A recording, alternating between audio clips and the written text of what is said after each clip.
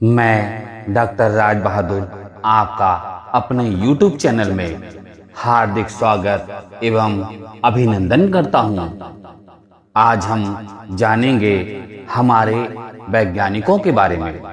हम जब भी विज्ञान, वैज्ञानिक तथा स्वचालित मशीनी वस्तुओं की चर्चा करते हैं तो हमारा ध्यान विदेशों पर केंद्रित हो जाता है। क्यों? दरअसल हम विज्ञान को यूरोप की देन समझते हैं। हम उन महत्वपूर्ण योगदानों को भूल जाते हैं जिन्हें देश की प्रगति के लिए भारतीय वैज्ञानिकों ने दिया है। विज्ञान की प्रगति के लिए भारतीय वैज्ञानिकों के योगदान का सिलसिला यूरोपियों के भारत आगमन से भी सैकड़ों वर्ष पहले से चला आ रहा है। भारत में विज्ञान का स्वर्णिम काल 400 वर्ष ईसा पूर्व से लेकर 6वीं तथा 7वीं शताब्दी तक था। 5वीं शताब्दी में हमारे देश ने दुनिया को शून्य का व्यवहारिक प्रयोग बताया। इसके अतिरिक्त खगोल शास्त्र, प्रकृति विज्ञान के क्षेत्र में महत्वपूर्ण कार्य किए गए। स्वतंत्रता के बाद देश ने विज्ञान के क्षेत्र में महत्वपूर्ण उपलब्धियां हासिल की। आइए विज्ञान के क्षेत्र में महत्वपूर्ण योगदान देने वाले ऐसे ही कुछ भारतीय वैज्ञानिकों के विषय में जानें। सीवी रमन हमारे देश में कई वर्षों से 28 फरवरी राष्ट्रीय विज्ञान दिवस के रूप में मनाया जाता है। इस दिन विद्यालयों एवं अन्य संस्थाओं में विज्ञान एवं तकनीक के क्षेत्रों में विशिष्ट योगदान के लिए लोग पुरस्कृत किए जाते हैं। जानते हैं क्यों? क्योंकि इसी दिन सन 1928 में सर सीवी रमन ने सस्ते सरल उपकरणों का प्रयोग करके एक महत्वपूर्ण खोज की। इस खोज को रमन इफेक्ट के नाम से जाना जाता है। इस महत्वपूर्ण खोज के लिए रमन को अंतर्राष्ट्रीय नोबेल पुरस्कार से सम्मानित किया गया। यह सम्मान विश्व के वैज्ञानिकों के लिए नहीं अपितु संपूर्ण भारत के लिए गर्व की बात थी।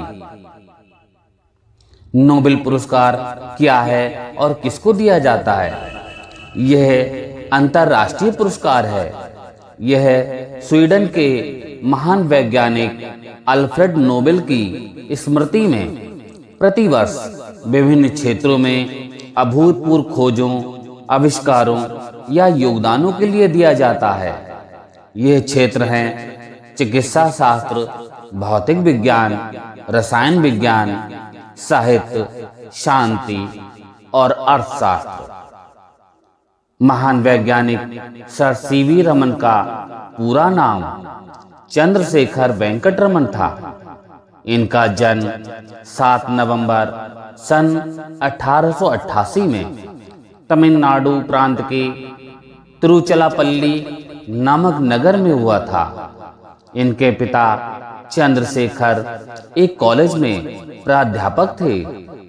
रमन के पिता को ज्योतिष शास्त्र और संगीत में बहुत रुचि थी।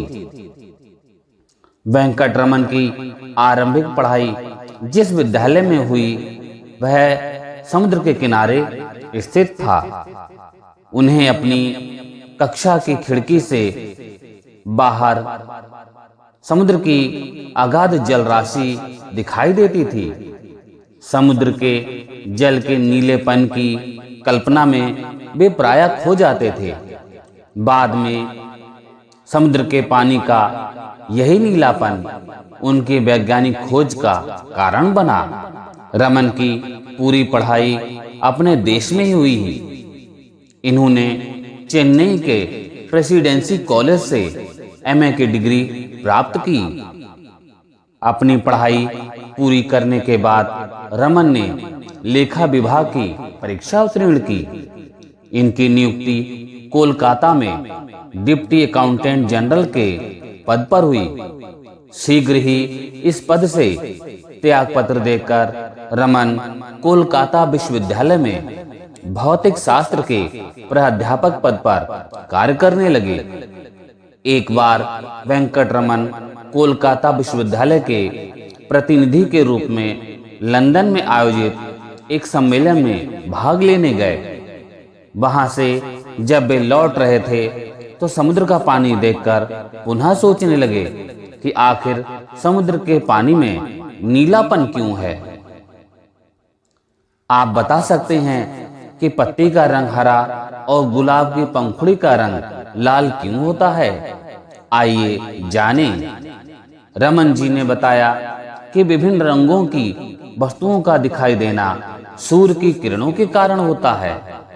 सूर्य की किरणों में 7 रंग होते हैं: बैगनी, नीला, आसमानी, हरा, पीला, नारंगी और लाल। जब किसी वस्तु पर सूर्य की किरणें पड़ती हैं तो वस्तु से टकराकर एक रंग की किरण वापस लौटती हैं जो हमें दिखाई पड़ती है। यही कारण है कि वस्तु हमें रंगीन दिखाई पड़ती है। सूर्य की किरणों के शेष रंगों को वह वस्तु अवशोषित कर लेती है।